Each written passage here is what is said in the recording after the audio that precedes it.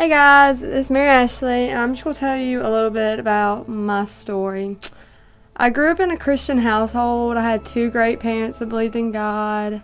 They were always there. I had great brother who believed in God, and a very godly-like sister. And I went to Sunday school every day, went to church, children's church, anything you can think of. And I always thought that since I grew up in church, I was automatically saved. Like, I didn't have to accept Jesus into my heart or anything, that I was just saved, boom, I was going to go to heaven. And I moved to Prosperity when I was in first grade, and we started going to a Presbyterian church called Avalon. Great church, good people, good fellowship, everything. Still thought I was a Christian, thought I was doing everything right, didn't think I could mess up. If I did mess up, I was automatically forgiven even. And went to middle school.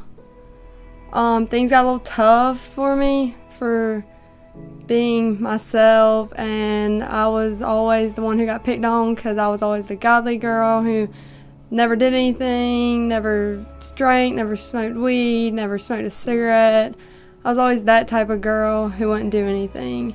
And middle school kept going, and the end of my 8th grade year, I started thinking, well, what if I do this stuff? Like, what's that going to do for me? And then I thought about it, and I tried a cigarette one time, and I was like, oh, this isn't bad. I'm forgiven for it. I'm doing the right thing. And then other stuff started coming in my life. I started hanging out with the wrong people, the wrong time, the wrong place, everything. I was making the wrong choices with the wrong friends. Then I got into high school, and things weren't getting any easier. And then one day I met this guy, thought he was the most attractive person ever, and I got into a relation to him. We dated for a year, and then all of a sudden we just broke up. Like, it tore me apart because it was the first real relationship I've ever gotten to. It was the best thing that I thought would ever happen for me. And then we broke up. My life felt like it was ending. And a couple months after that, I started going to BSM. And I was like, oh, this isn't so bad. The youth group's pretty cool. The youth pastor's cool. He seems interested. Maybe I should keep going here. And I remember the first thing I did with BSM was go to Judgment House. And I remember the first thing Delmar said when we got back on the bus was like, hey, do you know if you're going to heaven or hell? And that popped in my mind. I was like, well, I don't know if I'm going to heaven or hell. But I've gone to church my whole life. I grew up with good parents, grew up in a good Christian home. Why wouldn't I go to heaven?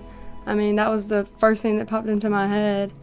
And then a couple months after that, I started getting to the wrong things again and going out with the wrong people, doing the wrong things, not being where I should be. And around February of my junior year, I just wanted to give up. I was just like, I'm done with this. It's not going to be there for me. Nothing's going right. God's not doing the things he should do to make me feel the way. So I texted Dell, and I was like, hey, I don't want to come to church. I don't want to go to Bethel anymore. I'm tired of living. I'm tired of doing this. My faith isn't working. And he texted me back. He was like, well, meet me at Waffle House after school one day. So I went there, and it was February 7th. And I went to Waffle House. It was a Friday. And there was Dell and Miss Michelle. And we got to talking, and they were just like, what's going on? Why aren't you want to come to BSM? I was just like, I just don't want to do it anymore. It's not worth my time and my things. I have better things to do. And so we kept talking. They were like, have you ever been saved? And I was like, I think I have. But no, I don't remember being saved. At that moment, I heard something say to me, you can only be saved by my grace. And I knew at that time I had to give my life over to God, because that's the only way I was going to get through things. That's when the moment I knew that Jesus was calling me to be saved. And I got saved in the moment I was driving home from Waffle House. This flood of emotions hit me, and I just started crying because I knew that I would be in God's kingdom one day with him. Through the months that I got saved, and then the months went by, and things were getting better. They were getting a lot better. But when you get saved, things aren't going to get easier for you. Like, all the bad stuff in your life isn't going to go away. You will be dealt with a lot more, because a lot more pressure and temptation is going to be around you to do bad things. And I went to summer camp, and I was like, this is great. I'm on a Jesus high. I'll never want to come down from this. It's just a high you can't explain, and you're just so ecstatic. Then when I got back from camp, I got offered a job, and I prayed and prayed and prayed that nothing would change. I would still be that perfect Christian girl who didn't do anything wrong, who was saved, who went to youth group. And I started working a lot and hanging around the wrong type of people. And I remember it was a couple weeks ago, I got offered a cigarette or a blunt out in the parking lot. And I was like, no, I can't do that. I don't do that. But I went home that night and I laid down and I thought, what would have happened if I would have? And then I thought about it. I remember laying in my bed the whole night and thinking, what if I wish I would have smoked that blunt? And I knew then that I wasn't going to church at the time. I was too busy with work. I was too busy with school. I was too busy with swim.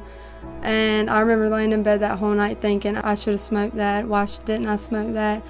Why wouldn't I smoke that? Like, that's who I used to be, but I was trying to blend in who I was then with who I am now, and that doesn't work. You need to be faithful to God and stand up for what you believe in, even if there is temptation. And I came back to church, and I'm quitting my job, which is good. And you don't need to let peer pressure get into your life between you and God. And I know when you stop praying, it can get awkward, and you'll have that awkward stage. But God's never going to leave you, and the only way you can be saved is through God and know He took your sins for you. And the only way you can get to heaven is if you know that Jesus Christ died on the cross for you and rose 3 days later. And that's my story.